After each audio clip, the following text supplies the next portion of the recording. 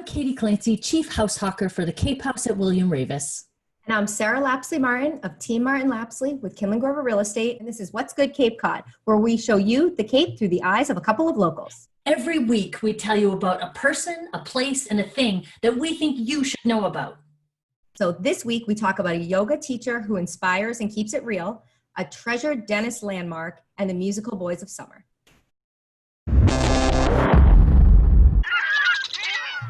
All right, Sarah, let's get started. Who is our person this week? So our person this week is Mary Catherine Starr. She is such a sweet, kind soul. She really is just amazing. So she's a local yoga teacher. She's an artist. She's a blogger. She's a mama of two. And she's also podcast host. Oh, what? Yeah. Yeah. Podcast, yep.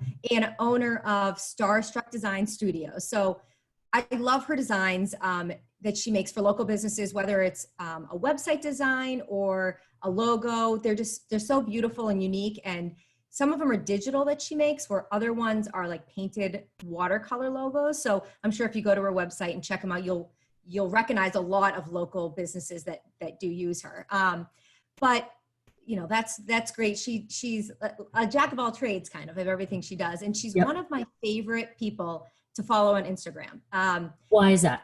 Because she truly inspires people, but she also like keeps it real. So we're all going through all these tough times, like trying to make it work, take care of children, and just stay sane in this pandemic, in this world that we're living in. And she like really lays out the truths of her struggles that she might be going through on a daily basis, whether, you know, her house is a mess or she has a toddler who doesn't always listen.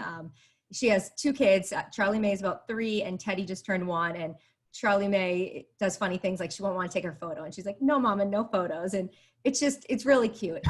But she really just, you know, she shows the things that she's dealing with in life. And I'm sure so many of us can relate to. I was just going to say, it makes it so relatable because you're listing her resume. I'm like, oh, what have I done with my life? You know, and then you're like, she's human. Yeah, that's the thing. And she has such a great way of putting like, you know, humor into it as well. Like you kind of have to laugh at yourself and laugh at the situation sometimes. And, you know, one of the things that she mentions is she really strives to make as much time as possible to enjoy the simple things in life, which we all kind of need to step back and remember that at times. But I'm also wearing, I'm going to show you the shirt I'm wearing. So she designed these shirts. It's with all the towns from the Cape on them. And so she's selling them, or she sold them, and they were to benefit the Cape Cod Resilience Fund, which we've talked about before, which is helping businesses in the community that are affected by the pandemic. So just another really cool thing that she's doing to give back. And she's amazing. So look her up on her website, but follow her on Instagram just for like some daily inspiration and laughs and, you know, real life. Yeah. Oh my God. I have to keep it real. Yeah. All right. So that's our person. Our place this week is, so I am virtually a lifelong dentist resident. And Scargo Tower is like, if you haven't been to Scargo Tower, you haven't been to dentists, right? Like, you have to go. And it's up on a hill. You can see for miles in all directions. It's a really cool thing. But recently, actually, it's been there since the 1800s. It was originally made of wood. There's a whole legend of Princess Scargo and Scargo Lake and her tears and fishes and pumpkins. And I always get it wrong. So you'll have to go check it out to see it. Find that out on your own. But yeah, do a little research. Anyway, the first year they put up, it blew down to the 2 years later. Then 20 years later, it burned to the ground because it used to be made of wood. And then they rebuilt it in stone. Yeah. And anyway, and so recently, and it's, you know, from time to time, it'll get some graffiti or some vandalism. But recently, it had been vandalized pretty severely and it had to be closed.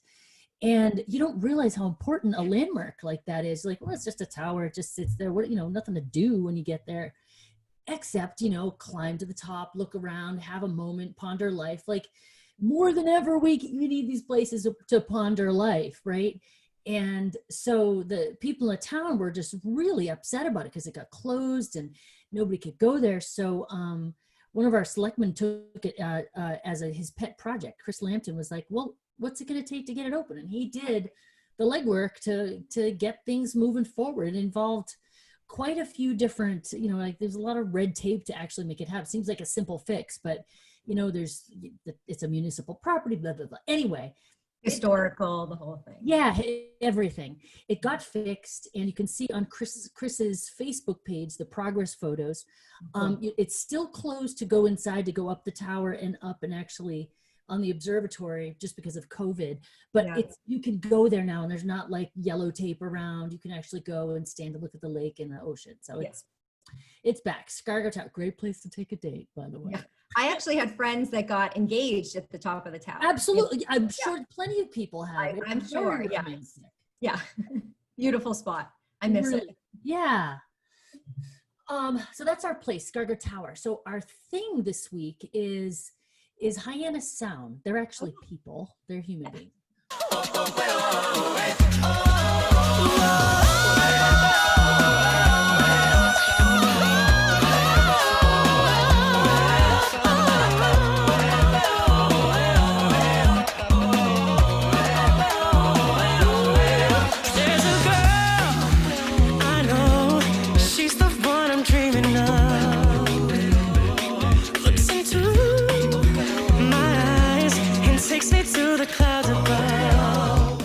And it's an a cappella group of college men from all over the country. And they've been performing on Cape Cod every summer since 1994. It's a long time. Yeah. So they have these weekly shows at different churches.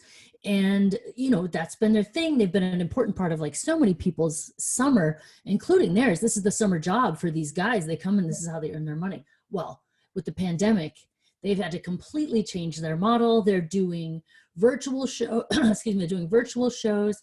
They're also doing a GoFundMe because let's get real, like the arts are not, they're really feeling it right now.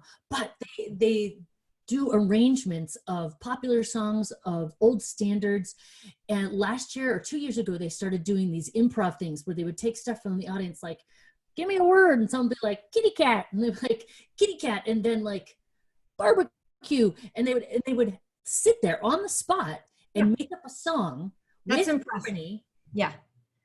And in harmony and kitty cat, and beatboxing and everything. They get the whole thing, and by the time we're all like, what's that new song? They're like, it's the kitty cat barbecue song. Like, there is so random. Talented. Yeah. Some of these guys have gone on and are still in music, and just they're just really nice kids. The amount of people who must have, since you said 94 it started, right? Yeah. So the amount of guys that have come through, I mean, it's hundreds. Probably incredible number. I'm waiting to see like a legacy, like a dad and a son. I don't know if they have that yet. That would be pretty cool. But listen, if you are missing the arts, if you're missing live music, go find them. Go to their website, hyannassound.com. You can find them on Instagram, Facebook, Spotify, and hit their GoFundMe. And they'll be back next year. I imagine we'll all, get back, please, maybe to a normal summer. And you'll get to see some live music again. Yeah. Anyway, so there's that, you guys. That is our person, our place, and our thing for this week. If you keep following us, before long, you'll know Cape Cod like we know Cape Cod.